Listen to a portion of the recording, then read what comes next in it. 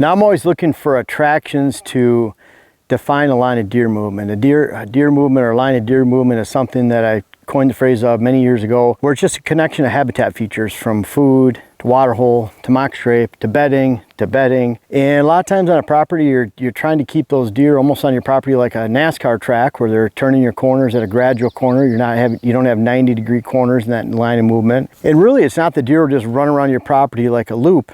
But what they will do, especially bucks, is they'll use that outside loop or inside loop if you have a cabin on your inside or whatever it might be. But they'll use that line of movement to move to a food plot, to move to a bedding area, depending on the wind. So you might have a buck that starts and stops in the same bedding area to food source, but he has more of a football movement.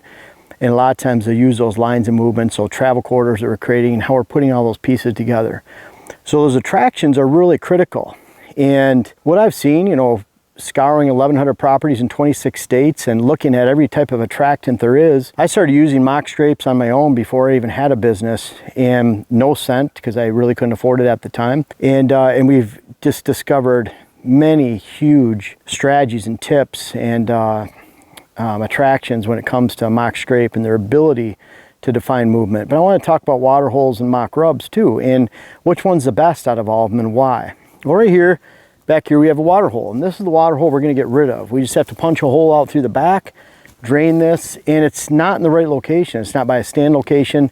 It's not within any type of line of movement that we want to reinforce. And then certainly it's right here on the edge of a food plot. The deer are already coming to this food plot. So to add a water hole right here against this food plot is really a waste of an attraction. I want that water hole around the corner and on a pinch point on the top of a drainage over here that's about 125 yards away. I want a water hole down that way that's within the same line of movement by another stand location. And the water hole is great, but let's face it, the water actually, except in arid portions of the country, are not attracting a lot of deer during the summer months. You'd think it would. It's hot out here. It's hot right now.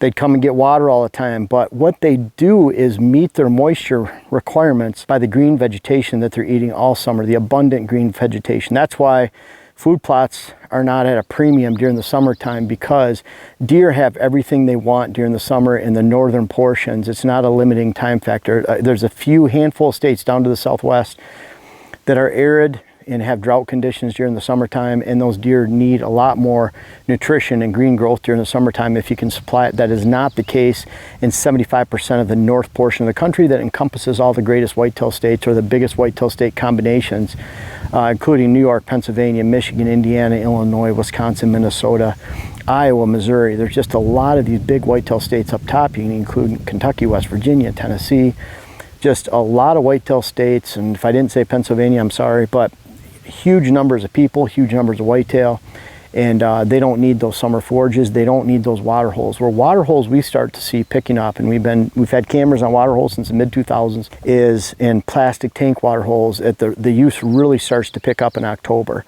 That's that time when the local weeds are dying. They're turning brown. There's not as much moisture out in the fields. Moisture content of alfalfa is starting to get a lot lower. They're getting that last cutting of hay. The beans are turning brown, so you don't have the moisture in the green leaves and ag areas. A lot of the sticks and twigs and buds and shoots and leaves on big open public land, they're diminishing in quality. Everything's starting to diminish in quality in terms of moisture, nutrition, and attraction in October. And that's when we see those water holes start to heat up, and then certainly into the rut. A lot of times you can tell when the pre-rut's beginning, because mature bucks will start hitting the water holes mid-morning, late morning, early afternoon, at times where they're only hitting them in the evening, exiting from dry bedding areas and on the way to their afternoon food source. Deer hit water holes when they're thirsty. That really narrows it down to that rut period of time. It can be a great time to have a water hole. And then also in the winter months, if you have open water in the wintertime, I've seen just massive amounts of deer and collection of deer in mid-February when there's a big deep freeze and there's a running spring or creek or river where deer can go down and get water. Pretty cool to see the collection of tracks during that time. And it really shows you when deer need water, when they don't. And a water hole is great, but it's not number one. And now we'll move on. We'll talk about fake rubs. Fake rubs. Let's start out with this, with a rub.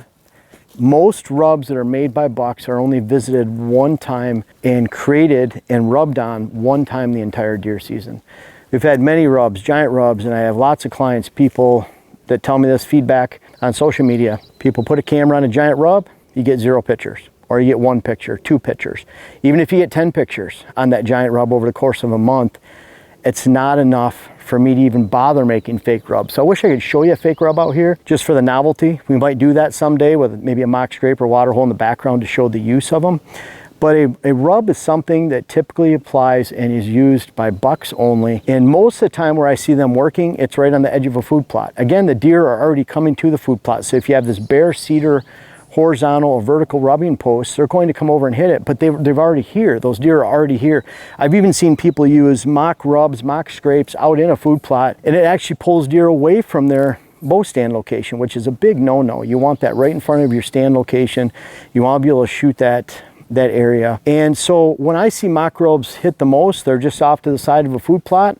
Well, I could put a jar of peanut butter with the lid screwed on and the bottom cut out on the side of a tree and get more activity coming to that peanut butter, likely more than a mock rub off to the side or a fake rub off to the side. It's more of a novelty, but not something you can define movement with, and you can define movement within that line of movement. So I can't show you a mock rub out here because as someone that does this for a living and at the same time has to showcase this on my own farm, I'm not doing things out here just to do things to show you. I'm doing things out on my property with a limited amount of time, just like everyone else to work. I mean, think about it. I'm on the road 130, 40 nights a year just for habitat clients, just going to their property for over 100 clients a year and visiting. So I'm on the road a lot, let alone if I want to travel the public land in Pennsylvania and Michigan like I want to this year. I'm probably going to hunt in Kentucky. Dylan and I are shooting at least on average 1 day per week. That's 50 times we're shooting throughout the entire year, where we're shooting videos, not to mention creating more web classes and everything else we do, and my own hunting around the farm. So my time is just as limited as you. And I feel I work 70, 80 hours a week, and when I have time to do something, I'm not doing it just to show you guys, hey, this doesn't work. I need to do things on my own property that's a valuable use of my time. And you can guarantee if I thought a fake rub was, or a horizontal rub, or a vertical rub of some kind of fake one, I would definitely be using it and recommend it to my clients. Instead, it's one of the attractions of many that I see on my client properties that just doesn't work to a very high degree. Let's walk over to a mock scrape. This is something we just relocated, a mock scrape. We had Venti here last year. We had Negan here last year a lot in this location. We had a lot of big bucks. Blade was on this mock scrape. And so this year what we've done is we still have the HD cam right over here, the Axis lift camera right behind me. And then we also stuck an Exodus render right up on this tree because this is such an important hub of activity. We have a location for a stand right here behind us that we set up last year, so we can put that back in anytime we want and use this for daytime cruising, blowing our scent back out into the food plot because we expect deer to travel through here to a very high degree. Mock scrape compared to a horizontal rubbing post, a fake rub, even a water hole. Well, you'll see even when we have our water holes, a lot of times when a buck's coming in during the season, during the rut, he's coming to this mock scrape first. They don't actually work the ground here more than 3 or 4 weeks at a time at the most for the entire year combined. What they do is leave their scent on this vertical licking branch. And the cool thing about a mock scrape, it's used 365. As long as the deer are here, the trail that's established right here, they come right to this mock scrape. They'll use it every time they walk by. And the beauty is we have does, fawns, young bucks, and old bucks hitting this. Unlike a fake rub, you might have a buck off to the side, you use it occasionally. But think about these scrapes. A lot of these scrapes, if it's a good scrape and a perennial scrape, perennial licking branch that's on the top of a trail like this in a vine. So I started using vine scrapes many years ago just because on client properties, they're the most perennial used scrape and most used scrape that you can actually create or find naturally. And so I just want to duplicate this. We've actually tied 2 trees together, a branch of an oak.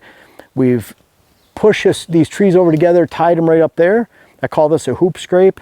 Been doing this for a lot of years too, and then we just retied those branches up there to keep them together. We cleaned up the limbs so we have a clear sight line for the cameras right here, and we just added this licking branch right now, and guarantee we'll have pictures here within 24 hours. We relocated it from here. I don't like it up on this little bit of a step. The deer had to go more out of their way to it. I like the long vertical. This scrape had been broken in half like a lot of them do. And we stuck this right here. It goes up top. We used about a 6-foot piece of vine and it goes out almost up into the branches. So it's very natural for the deer. If we put this on a line between 2 trees, I'd want that line to be 3 or 4 feet higher at least. And I'd use an 8-9 foot vine so it looks more natural. The worst is if you just have a stick right here hanging. Not very natural at all. You can get deer, you can get deer to play with just about anything. Even a ribbon, a peanut butter jar on the end were legal. But what you're using a mock scrape for is to define deer movement. I want deer, when they're coming through here, when they're coming here, I want them all to hit this scrape right here and move out to the food plot. That also puts our stand location right up there. We can shoot what's moving down here below as they cross through on these parallel trails that parallel the field edge of the food plot. Mock scrape, what you'll find, even with the water hole next to it, except in certain portions of the year where the bucks are really moving, they'll almost always hit the mock scrape first, then go to the water hole. I'm not saying they don't do it in reverse, but you could have a rub off to the side. We had rubs all over in here, and they won't visit that rub typically more than just a handful of times out of the entire year, yet every deer that walks by hits this. If you're going to spend your time doing something, you're thinking about a horizontal scrape, you're thinking about water hole, you're thinking about a mock scrape, look at it this way. We bought our property last year in Minnesota, and the first thing we did was define food plot locations, which defined our access. The access defines the food plot location. You can't have one without the other. The next step was our mock scrapes, our cameras on those scrapes, our stand locations, blind locations, and some switchgrass screening. We didn't even install a water hole last year. We didn't maintain any, we didn't work on any, because it wasn't a priority as far as the movement was concerned for us to have a great hunting season last year. And that's just looking at my own property. And the cool thing is a mock rub's free. Mock scrapes free, water hole's $75 at TSC. We just have to dig them in. So all very inexpensive improvements. And you can bet if I thought one of those was better than the mock scrape, I would have done so. Mock scrape, again, we're using no scent. We're keeping the end of the licking branch about waist high. We're using at least a 5 to 6 foot piece of vine, and even longer if you're tying it and suspending it between trees on a rope right over the trail. I encourage you to have it right on the trail. This one happens to be on this trail. There's another side trail that comes right in here like a V, and then there's a trail right here. So everything's coming together at this point right here. We have the mock scrape and the stand location. What's cool is you might even have a mature buck that travels right through here. He stops, looks up here as he's traveling by, maybe even comes up and visits during the day and goes back. But bottom line is we're getting a shot out of this tree right here. And we can actually shoot this from the redneck blind at approximately 190 yards, 180 yards. So when we're sitting back there during the rut in early Minnesota gun season, early November, we can actually look right back to here. We can come in here at post-daybreak stand entrance where we blow our scent, watch this mock scrape, and then we have the 2 cameras watching it because it's that important of a hub of activity in this location. You know what's better? A mock scrape, a fake rub, or a water hole? It's not even close, folks. Mock scrape will be hit 365/7. It'll encourage all deer to hit it. All deer leave their scent in this location. It becomes a very good form of communication and a hub of communication to the whitetails in the area. Put it right by a stand. It's cheap, it's free. We're using 0 scent because why would we want to cover up the scent of 20 to 30 deer that are covering this vine right here after just a couple weeks? That scent accumulates, more deer smell more deer. And that makes it so every deer that comes through the area will define their movement right by this mock scrape, unlike any other attractant you can build on your property. The choice is easy. If you have time, put a mock scrape in. If you have a lot of time, put a water hole in. And if you're just blessed with an overabundance of time to waste, put a horizontal rub in. I'm excited to tell you guys about my latest web class. It's how to plant food plots, how to design your food plot program, and it covers everything. And really, there's 30 videos, over 10 hours, 11 hours of footage, workbook, hats, all that stuff. On top of it, I urge you to check out the link. But I cover 5 main areas: critical food plot concepts, where to plant, how to create, what to plant, and finally, how to plant.